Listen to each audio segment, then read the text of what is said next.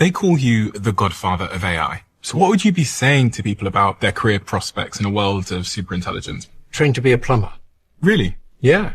Why do they call you the Godfather of AI? Because there weren't many people who believed that we could model AI on the brain so that it learned to do complicated things, like recognize objects in images or even do reasoning. And I pushed that approach for 50 years. And then Google acquired that technology. And I worked there for 10 years on something that's now used all the time in AI. And then you left? Yeah. Why? So that I could talk freely at a conference. What did you want to talk about freely?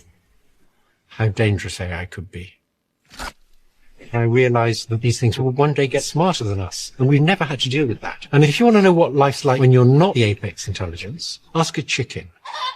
So there's risks that come from people misusing AI, and then there's risks from AI getting super smart and deciding it doesn't need us. Is that a real risk? Yes, it is. But they're not going to stop it because it's too good for too many things. What about regulations? They have some, but they're not designed to deal with most of the threats. Like the European regulations have a clause that say none of these apply to military uses of AI. Really? Yeah, it's crazy. One of your students left OpenAI. Yeah. He was probably the most important person behind the development of the early versions of ChatGPT. And I think he left because he had safety concerns.